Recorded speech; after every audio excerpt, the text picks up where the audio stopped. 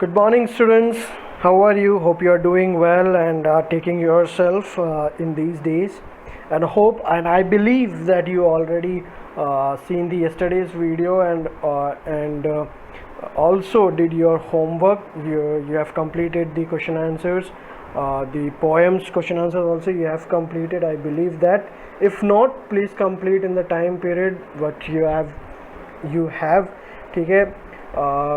आप लोगों ने क्वेश्चन आंसर्स कर लिए होंगे, आप लोगों को पीडीएफ मिल गए होंगे, समरी मिल गई होगी पोएम की, और मैं मानता हूँ कि आप लोगों ने क्वेश्चन आंसर कंप्लीट कर लिए. अगर नहीं किए हैं तो आप इन दिनों में आप कंप्लीट कर सकते हैं और प्लीज़ कंप्लीट करें, ठीक है. और मैं देख रहा हूँ कि कुछ बच्चे जो हैं वो वीडियो देख नहीं रहे हैं, जो व्यूइंगशिप में कम हो रहा है. इसका मतलब आप लोग डेली का डेली नहीं देख रहे हैं. आप स्टार्टिंग में आप लोगों ने देखा, उसके बाद आप नहीं पढ़ रहे हैं.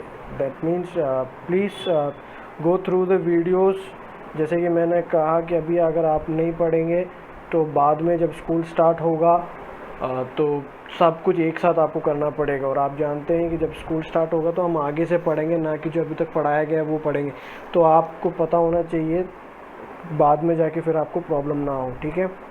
इसलिए मैं आपसे बार बार कह रहा हूँ कि अभी तक जो वीडियोस बने हैं please go through it, please watch and जो चैप्टर्स हैं उनको कंप्लीट करें, जो क्वेश्चन आंसर्स हैं उनको कंप्लीट करें, ठीक है. आज हमारा 12th डे है ऑनलाइन क्लासेस के अंदर. 12 दिन से हम क्लास चल रहे हैं एंड इन 12 डेज़ में हम लोगों ने ऑलरेडी 2 चैप्टर कंप्लीट कर लिए हैं. And we are going to start a new chapter today as you see on the screen. New chapter हम स्टार्ट करने जा रहे हैं, चैप्टर नंबर 3. चैप्टर नंबर 3 का नाम है the little girl. Now with the title itself you can understand this story is all about a little girl, how she feels and what all things she is going through. एक छोटी बच्ची के बारे में ये एक स्टोरी है. वो कैसे फील करती है, वो कैसे जी रही है, यानी उसके लाइफ में क्या क्या हो रहा है. नहीं, कई बार जब हम बच्चे हैं तो कई बार हमारी लाइफ में भी ऐसी फीलिंग्स आ जाती हैं. तो उन फील के ऊपर एक छोटी सी स्टोरी है जो कि हम पढ़ेंगे, ठीक है. हम इन दिनों में इनको पढ़ेंगे और इसके बाद इसी चैप्टर के अंदर एक पोएम भी है, जैसे कि आप जानते हैं. तो उस पोएम को भी हम कंप्लीट करेंगे. तो ये 3rd चैप्टर है हमारा जो कि हम स्टार्ट करने जा रहे हैं. तो let's start with the chapter. क्या कहता है बिफोर यू रीड के अंदर, do you feel you know your parents better now than when you were much younger. Perhaps you now understand the reason for some of their action that used to upset you earlier. This story about a little girl whose feeling for her father changed from fear to understanding will probably find an echo in every home. क्या कहता है सबसे पहले कि do you feel that you know your parents better now? क्या आपको लगता है कि आप अपने पेरेंट्स को अब ज़्यादा बेहतर जानते हैं? इसका मतलब, कहने का मतलब ये है, जब आप अभी आप 9th में हैं तो आप करीब 14 साल के होंगे, 14 साल के होंगे. मगर आप जब छोटे थे, मतलब इससे भी जब छोटे थे, तो कई बार आपके पेरेंट्स आपको कुछ कहते होंगे. जब आप उनको कुछ दिलाने के लिए कहते होंगे, या आप कुछ उनसे मांगते होंगे, या कभी कुछ आप करते होंगे, तो आपके पेरेंट्स शायद आपको डांट देते होंगे या आपको मना कर देते होंगे. तो कई बार क्या लगता है, हमें बहुत गुस्सा आता है अपने पेरेंट्स पे, है ना. ये हर जगह, हर फैमिली में होता ही. ऐसा नहीं कि नहीं मैं अकेला ही हूँ, नहीं, ऐसा नहीं, मगर हर फैमिली में होता है ये. जब छोटे थे तो हम अपने पेरेंट्स को नहीं समझ पाते थे. जब वो मना कर देते थे कई बात को तो हम नहीं समझ पाते थे कि ये क्यों ऐसे कह रहे हैं. कई बार जब वो हमसे गुस्सा हो जाते थे तो हम नहीं समझ पाते थे कि ऐसे गुस्सा क्यों हो रहे हैं. मगर अब जब हम थोड़े बड़े हो चुके हैं, है ना, तो बड़े हो चुके हैं तो हम समझते हैं, कुछ बातें तो हम समझ जाते हैं कि उन्होंने ऐसा क्यों कहा था उस दिन, है ना. अगर आप ध्यान से सोचेंगे, ध्यान से आप दिमाग लगाएंगे तो आपको पता चलेगा, और आपको पता चलेगा कि क्यों उन्होंने ऐसे डांटा था आपको, या क्यों आपसे वो नाराज़ हो गए थे, या क्यों उन्होंने मना कर दिया था. ये बातें आपको अब पता चल जाएगी जब आप थोड़े बड़े हो चुके हैं. तो पहले आपको शायद ये बातें नहीं पता होगी, और इसलिए यहाँ पे ऑथर कहता है शायद अब जब आप इतने बड़े हो चुके हैं तो आप क्या है, उनको समझ सकते हैं कि उन्होंने ऐसा क्यों किया था. This story is about a little girl whose feelings for her father change from fear to understanding will probably find an echo in every home. और ये जो स्टोरी है वो एक छोटी बच्ची के फीलिंग्स के बारे में है, किसके तरफ, अपने पिता की तरफ, अपने पापा की तरफ, जो कि कब चेंज होते हैं, थोड़े दिनों बाद चेंज हो जाते हैं, अंडरस्टैंडिंग में बदल जाते हैं, जो कि हर फैमिली में होता है, हमारी फैमिली में भी होता है। कई बार हम अपने पेरेंट्स से गुस्सा हो जाते हैं, मगर बाद में हमें पता चल जाता है कि वो क्यों गुस्सा हुए थे और हम क्यों गुस्सा हो रहे हैं ना। ये सारी बातें हर फैमिली में होती है। तो हम पढ़ के देखते हैं कि इसकी लाइफ में, इस छोटी बच्ची की लाइफ में ऐसा क्या हुआ कि वो उसका लाइफ में चेंज आ गया। Let's start with paragraph number 1। To the little girl he was a figure to be feared and avoided. Every morning before going to work, he came into her room and gave her a casual kiss, to which she responded with, "Goodbye, father." And oh, there was a glad sense of relief when she heard that noise of the carriage growing fainter and fainter down the long road. क्या कहता है वहाँ पे first paragraph के अंदर, to the little girl he was a figure to be feared and avoided. उस छोटी बच्ची के लिए वो एक तरीके से बहुत ही डरावना और जिसको आप इग्नोर करना चाहते हैं, मतलब वो अपने पापा से बहुत ज़्यादा डरती थी, है ना। Every morning before going to work, he came into her room and gave her a casual kiss, to which she responded with, "Goodbye, father." और हर दिन नौकरी पे जाने या काम पे जाने से पहले वो फादर जो है उसके कमरे में आके उसको एक कैजुअल किस देती थी। और वो जो बच्ची है वो क्या कहती थी, गुड बाय फादर, मतलब पापा को बाय बाय कह रही। मतलब उसको पता था जब भी मॉर्निंग कैजुअल किस उसको मिलता है, इसका मतलब उसके पापा नौकरी पे जा रहे हैं। And oh, there was a glad sense of relief when she heard the noise of the carriage growing fainter and fainter down the long road. और वो थोड़ा रिलीफ महसूस करती थी जब उसके पापा की जो गाड़ी है उस गाड़ी की आवाज़ जब वो दूर जाती तो आवाज़ जैसे कम होती जाती, फेंट होती जाती है, फेंटर एंड फेंटर जैसे कम होती जाती, तो उसके पापा की गाड़ी जो दूर जा रही है तो उससे थोड़ा उसको रिलीफ मिलता था कि वो चले गए हैं। In the evening when he came home, she stood near the staircase and heard his loud voice in the hall, "Bring my tea into the drawing room. Hasn't the paper come yet? Mother, go and see if my paper's out there and bring me my slippers." जब भी वो शाम को आते थे, जैसे पापा जब भी शाम को आते थे, तो ये कौन, हमारी जो छोटी बच्ची है, जो छोटी लड़की है जिसके बारे में हम पढ़ रहे हैं, वो लड़की क्या है, वो स्टेयरकेस यानी सीढ़ियों के वहाँ पे, सेकंड फ्लोर की सीढ़ियों के वहाँ पे खड़े होकर अपने पापा को देख रही है, ठीक है। और वहाँ खड़े होकर उसके पापा की आवाज़ सुन रही। जब भी उसके पापा शाम को आते तो चिल्लाते हुए आते थे, क्या करते थे कि bring my T into the drawing room, मेरे जो चाय है, चाय की कप जो है कहाँ लेके आओ, ड्राइंग रूम में लेके आओ। Hasn't the paper come yet, क्या अभी तक न्यूज़पेपर नहीं आया अभी तक। Mother, go and see if my paper's out there and bring me my slippers. और वो अपनी वाइफ से यानी उसकी वाइफ से कहता जाके मेरे पेपर लेके आओ अगर पेपर आया है तो, और मेरे चप्पल भी लेके आओ। तो यानी अब हम देख रहे हैं कि जो छोटी बच्ची है वो अपने पापा से डरती है। सुबह का एक पोर्शन बताया जब उसके पापा सुबह मॉर्निंग में उसके कमरे में आते हैं और उसको एक कैजुअल किस देते हैं और गुड बाय कहते हैं और ऑफिस चले जाते हैं। और वो जो छोटी बच्ची है वो बहुत डरी हुई है, इसलिए उसको थोड़ा रिलीफ फील होता है जब उसके पापा ऑफिस चले जाते हैं। तो शाम को जब उसके पापा आते हैं तो वो ऊपर खड़े होकर यानी सीढ़ियों में ही खड़े होकर उसकी आवाज़ सीढ़ियों से सुनती है, उनकी आवाज़ सुनती कैसे उसके पापा डेली आके ऐसे चिल्लाते हैं। डेली का यही है कि वो आके चिल्लाते हुए आते हैं क्या कि मेरी जल्दी से मेरी चाय कहाँ लेके आओ, मेरे ड्राइंग रूम में लेके आओ, मेरे लिए मेरा पेपर लेके आओ और मेरे चप्पल स्लिपर्स भी लेके आओ। kezia mother would call to her, "If you are a good girl, you can come down and take off father's boots." Slowly the girl would slip down the stairs, more slowly still across the hall, and push open the drawing room door. By that time he had his spectacles on and looked at her over them in a way that was terrifying to the little girl. "Well, Kezia, hurry up and pull off these boots and take them outside. Have you been a good girl today?" "I don't know, father." "You don't know? If you stutter like that, mother will have to take you to the doctor." क्या हुआ वहाँ पे, Kezia mother would call to her, तो यानी हमें पता चल रहा है उस छोटी बच्ची का नाम क्या है, केजिया है। उस छोटी बच्ची का नाम क्या है, केजिया है।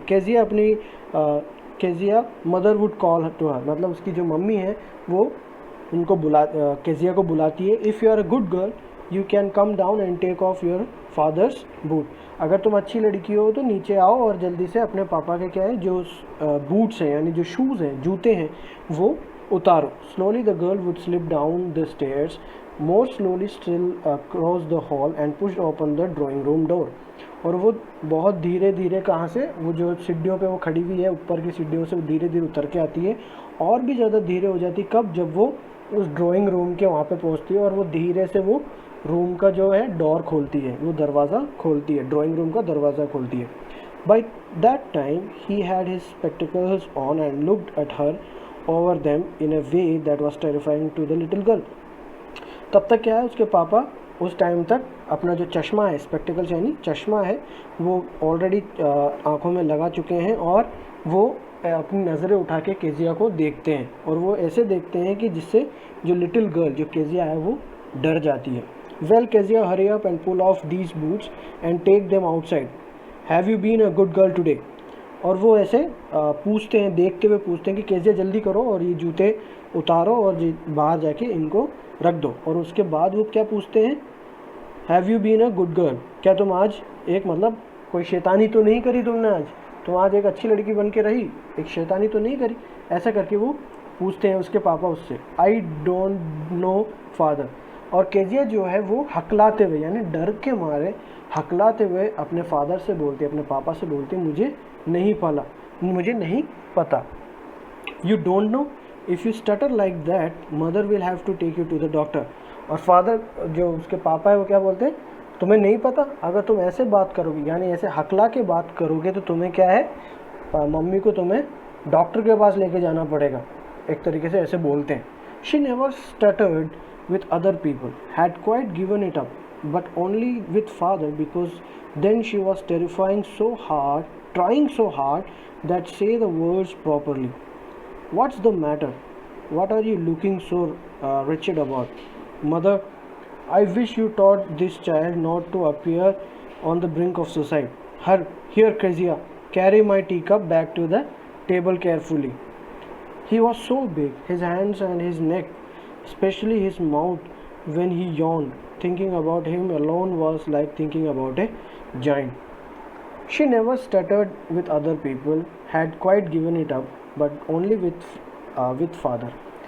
वो कभी भी दूसरों के सामने कभी हकलाई नहीं, मतलब वो कभी नहीं हकलाती नहीं थी, वो है ना, वो कभी नहीं हकलाती थी, बट ओनली विथ फादर। मगर पापा के सामने क्या है वो बहुत हकलाने लग जाती थी। Because then she was trying so hard to say the words properly, क्योंकि उस टाइम पे क्या है वो बहुत ज़्यादा सोचती थी, सोच समझ कर ही अपने पापा से बात करती थी कि उसके मुंह से कोई गलत शब्द नहीं निकल जाए, और शायद इसलिए वो उस सब कुछ सही करने के चक्कर में वो हकलाने लग गई थी। What's the matter, what are you looking so wretched about? Mother, I wish you taught this child not to appear on the brink of suicide. और उसके पापा उससे गुस्से में बोलते, क्या प्रॉब्लम है, तुम इतनी उदास क्यों लग रही हो, wretched मतलब अनहैप्पी, इतनी उदास क्यों हो तुम, है ना, वो उसके पापा उससे बोलते। और वो अपनी केजिया की मदर से, अपनी उसकी मम्मी से क्या पूछते, मेरे को लगता है तुमने इसको ढंग से इसको सही बातें सिखाई है, ये बिल्कुल ऐसा लगता है जैसे इतनी उदास लग रही है कहीं ये सुसाइड ना कर ले, है ना। मतलब जब भी वो अपने पापा के सामने आ जाती थी तो वो बहुत ज़्यादा घबरा जाती थी और बहुत ज़्यादा ऐसे उदास हो जाती थी। Here Kezia carry my tea cup back to the table carefully. और वो उसके पापा केजिया से क्या बोलते हैं कि ये लो टी कप, मेरे जो चाय का कप है ये लो और जाके उस टेबल पे रखो, संभाल के टेबल पे रख दो। He was so big, his hands and his neck, specially his mouth when he yawned। और वो क्या बोलती है, केजिया बोलती है कि वो बहुत, मतलब उसके पापा जो थे बहुत बड़े दिखते थे, है ना, ख़ास तौर से उनकी जो हाथ थे, उनके जो गर्दन थी, स्पेशली उनका जो चेहरा था, उनका जो मुंह था वो और भी बड़ा था। जब वो उबासी लेते थे, यौन मतलब उबासी लेना, जब वो उबासी लेते थे तो उनका चेहरा और भी ज़्यादा बड़ा हो जाता था, है ना। फिर thinking about him alone was thinking about A giant. उनके बारे में सोचना ही ऐसा लगता था जैसे कोई, उनको देख के ऐसा लगता था जैसे कि वो कोई जायंट यानी कोई भयानक इंसान, राक्षस जैसा कोई बड़ा इंसान, ऐसा लगता था कोई बड़ा इंसान, कोई भयानक राक्षस जैसा कोई है, ठीक है। तो ऐसे इसलिए केजिया जो थी वो उनसे डरती थी। उसके बाद की स्टोरी हम देखते हैं। अभी तक हमने क्या देखा, हमने देखा कि जो छोटी बच्ची है वो अपने फादर के साथ ज़्यादा अटैच नहीं है, उसके फादर से उसको बहुत डर लगता है और इसलिए वो अपने फादर से दूर ही रहती है ना। फिर हमने देखा उसके फादर सुबह कैसे ऑफिस जाते हैं और वापस आके वो क्या क्या कहते हैं।